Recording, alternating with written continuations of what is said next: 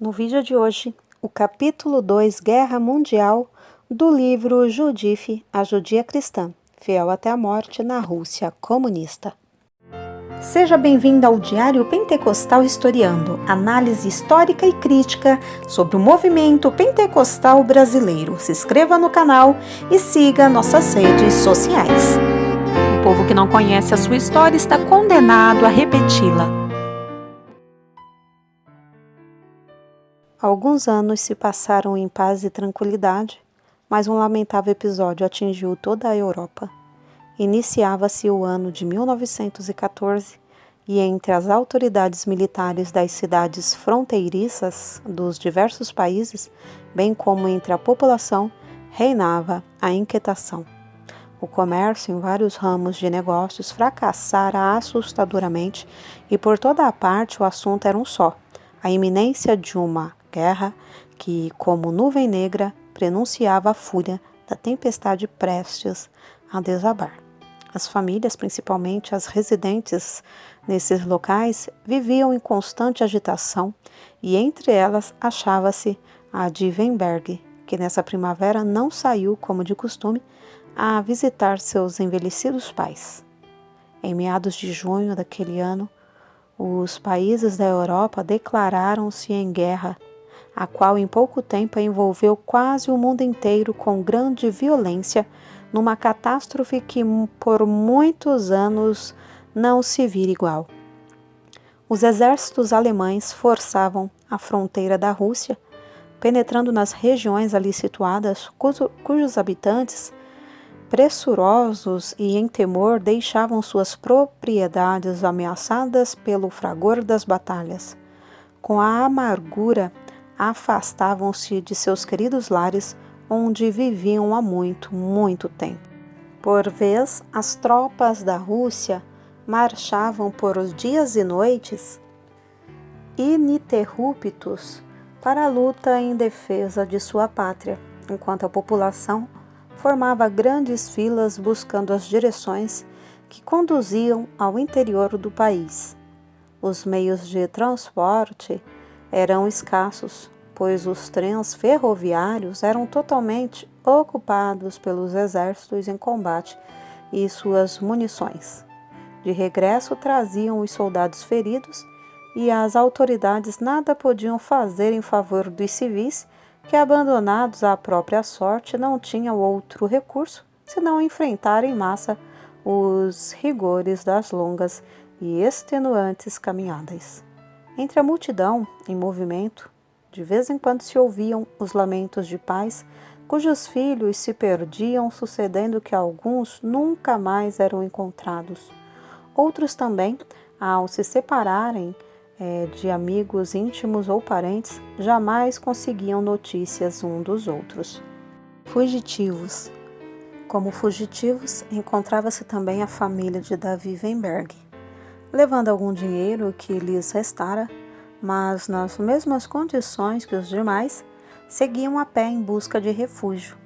De forma especial, cuidavam para não se deixarem perder um do outro na imensa multidão, e com toda a presteza procuravam se distanciar da fronteira que estremecia aos fortes tiros dos canhões. Depois de 4 dias de fadigante caminhada pelas estradas, ao lado das linhas férreas, conseguiram numa das estações lugar em um trem de carga que se dirigia ao interior do país. Completamente esgotados e famintos, ansiavam por um descanso e acomodaram-se bem perto da porta do cargueiro, que balançava fortemente, jogando o carro de um lado para o outro. Este era lotado por passageiros que fugiam como eles, infelizes que tudo deixavam buscando escapar da fúria da guerra, não reparando no que acontecia em redor ou no incômodo da viagem, mas sentindo-se conformados por estarem então se afastando velozmente da fronteira. Ali também era grande o desespero de algumas pessoas que clamavam por seus filhos e outras pelos pais, dos quais se perderam durante a jornada, mas prosseguindo de estação em estação, sem saber para onde iam, cada qual se empenhava em distanciar-se o mais possível do perigo que os ameaçava. Weinberg se alegrava por estar reunido aos seus, mas com profundo pesar lembrava que seus queridos e idosos pais, que viviam algumas dezenas de quilômetros mais próximos da fronteira, não tinham conseguido fugir. E mais seu coração se oprimia, considerando que as regiões onde residiam seus pais provavelmente já teriam até sido conquistadas pelos alemães. Tendo sido todos, porém, obrigados pelas circunstâncias a tratarem da salvação da própria vida, não houvera condições para se preocuparem pela vida de outros, e assim se achava o casal Weinberg e suas filhas. Tendo já viajado um bom trecho, e mais descansados da penosa caminhada, puseram-se a pensar sobre um lugar que lhes servisse de nova e temporária moradia. Nessa ocasião, todos esperavam que a guerra seria de curta duração, e que, ao cessarem as terríveis batalhas, poderiam regressar a seus lares. Depois de trocar algumas ideias, o casal Weinberg decidiu-se por uma cidade, Gorki, onde residiam alguns judeus seus conhecidos e com quem já haviam tido algumas transações comerciais. Mas, lembrando-se disso, se entristeceram, pois sabiam que tudo se interrompera pela crueldade da guerra e presumiam que a mercadoria deixada por eles, bem como uma grande casa mobiliada, já teria sido destruída. Já teriam sido destruídas pelos exércitos ou, quem sabe, até sido incendiada, e agora, completamente pobres, precisavam recomeçar tudo para sobreviver. Quando deixaram seus bens e puseram-se a caminhar a pé como os demais, não pensaram em nada do passado ou no que lhes reservava o futuro. Só se preocupavam em fugir para o mais longe da guerra e o mais depressa possível para não caírem prisioneiros dos alemães. Do caminho, o cuidado de não se deixarem perder um do outro tomava-lhes toda a atenção, mas agora, sentados no assoalho do vagão cargueiro e observando as aldeias nas quais os habitantes se achavam mais seguros, recordavam o sistema de suas vidas repentinamente modificado. Acima de tudo, porém, Weinberg relembrava seus pais. Que lhes teria sucedido?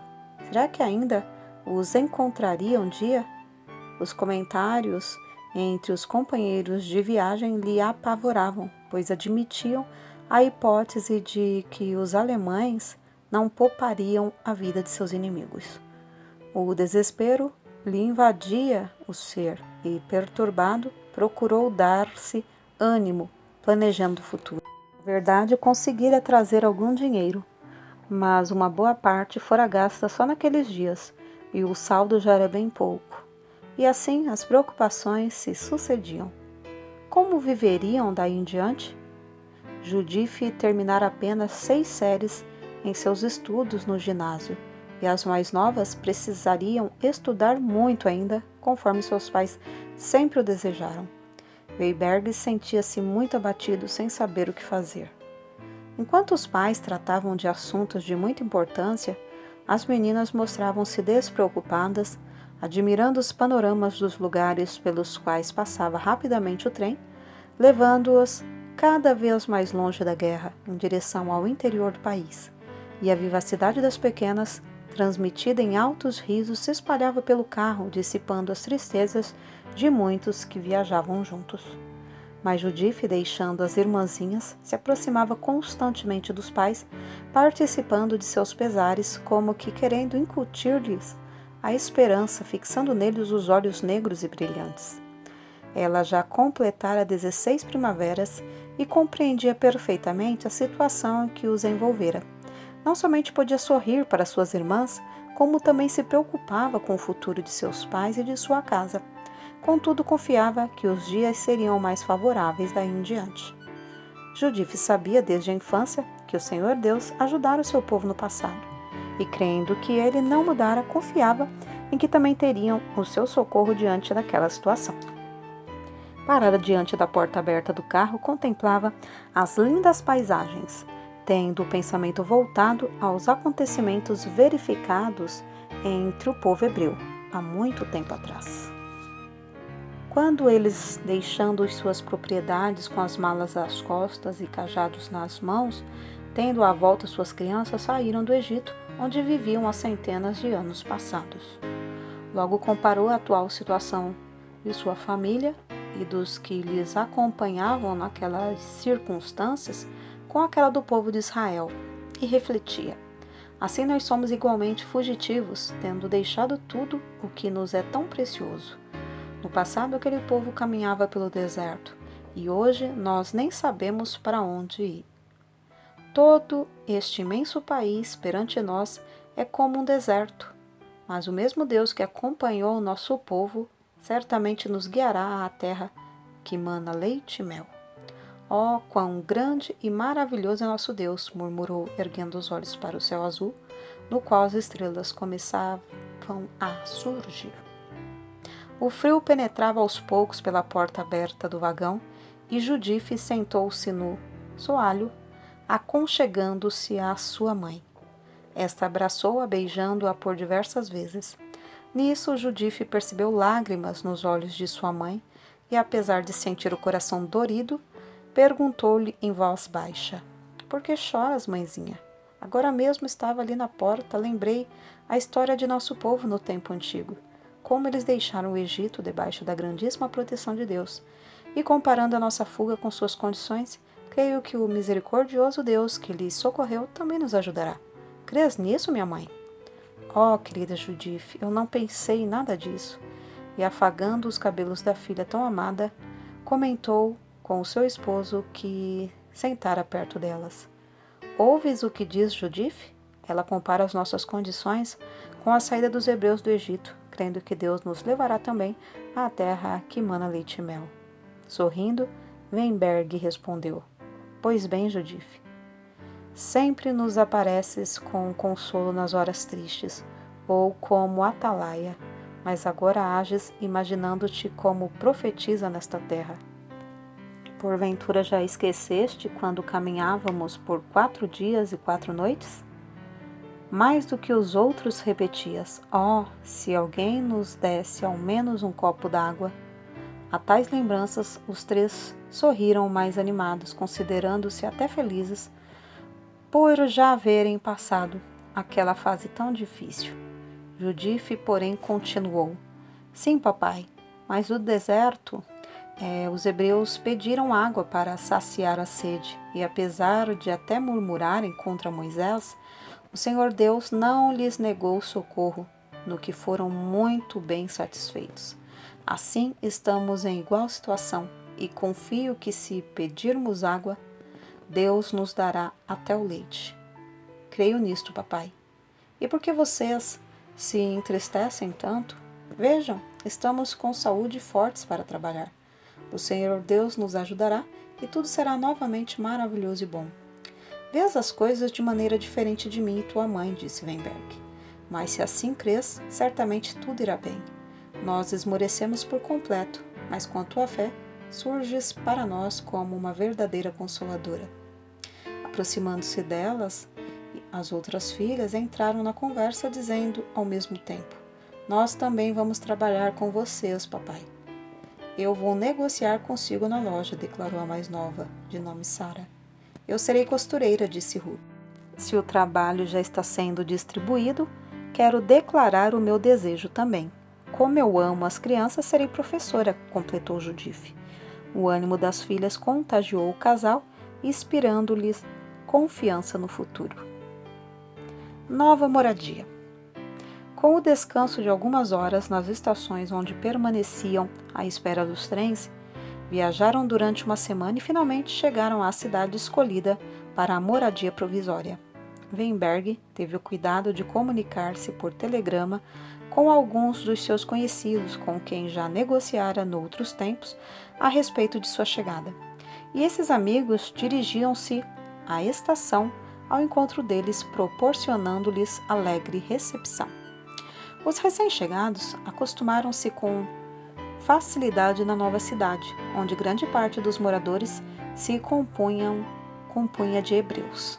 Fizeram muitos amigos e, com a ajuda deles, instalaram uma loja de tecidos, sendo que, ao aproximar-se o inverno, a família já tinha boa casa e tudo o mais necessário para a vida. As 3 filhas puderam continuar seus estudos e logo a pequena cidade, Gork, era como a própria cidade antiga dos Weinberg. Durante os 3 primeiros meses após a fuga, ainda supunham que em breve regressariam à sua terra, e Weinberg acompanhava as notícias pelos jornais na esperança de que os combates e seus flagelos chegassem a um termo. Mas a situação piorava a cada dia, numa demonstração de que a fúria seria prolongada por um tempo imprevisível. Realmente a guerra continuava inexorável, imensa, pavorosa, e Weinberg compreendia ser mister conformar-se com a perda de seus bens, reconhecendo assim a impossibilidade do retorno à sua antiga terra. Diante disso, dedicou-se energicamente ao trabalho em seu ramo de comércio, enquanto as filhas prosseguiam os estudos e ajudavam a mãe nas lides domésticas. 2 anos se passaram e a família Weinberg, fixando residência na cidade, que tão bem os acolhera, prosperava em seus negócios, já sem ajuda de capital alheio. As moças, orgulho dos pais, eram benquistas entre a sociedade hebreia, principalmente Judith, que além de ser muito bela, cativava a todos pela sua meiguice. E a senhora Weinberg, em seu enlevo, dizia ao esposo: "Nesta cidade não há moça mais formosa do que a nossa filha Judith." Terminando o curso ginasial nesse ano, Judith classificou-se como a melhor aluna, recebendo em prêmio uma medalha de ouro. Seus pais pretendiam que ela prosseguisse os estudos no Instituto Superior de Ensino, mas o mesmo só se encontrava em cidades distantes. E foi essa circunstância que os impediu de concretizar tal aspiração. Entre os inúmeros amigos de Weinberg, havia Bertheim, abastado comerciante de tecidos, o qual, por algumas vezes, demonstrava-lhe particularmente o desejo de que seu filho Salomão se casasse com a meiga Judith.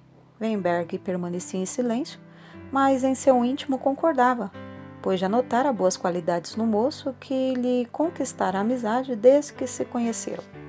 Jovem, simpático e talentoso, Salomão era o filho único do casal Bertheim, e nesse mesmo ano concluiu seus estudos no Instituto Comercial de outra cidade, estando agora em companhia dos pais. Weinberg e a esposa perceberam que os 2 jovens se amavam e algumas vezes confabulavam sobre a provável união. Em junho, Salomão dirigiu-se em companhia dos pais à residência dos pais de Judith, pedindo-a em casamento, e estes, que já lhe queriam bem, concordaram plenamente. Combinando a realização do enlace para a primavera do ano seguinte, declararam oficialmente à sociedade o noivado dos jovens, que se sentiam felizes na expectativa de unirem seus destinos. A senhora Weinberg sentia-se triste quando pensava que em breve se separaria da filha, mas por outro lado seu coração materno se enchia de felicidade, reconhecendo em Salomão o esposo ideal para a filha amada.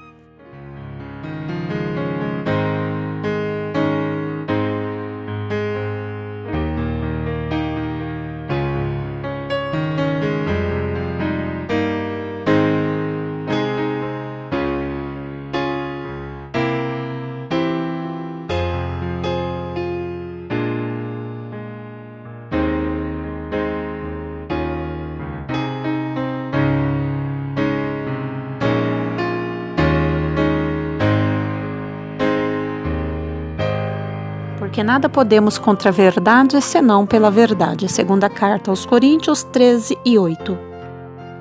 Se você gostou do conteúdo deste vídeo, se inscreva no canal, deixe o seu joinha, compartilhe e ative o sininho para receber do YouTube as notificações dos novos vídeos.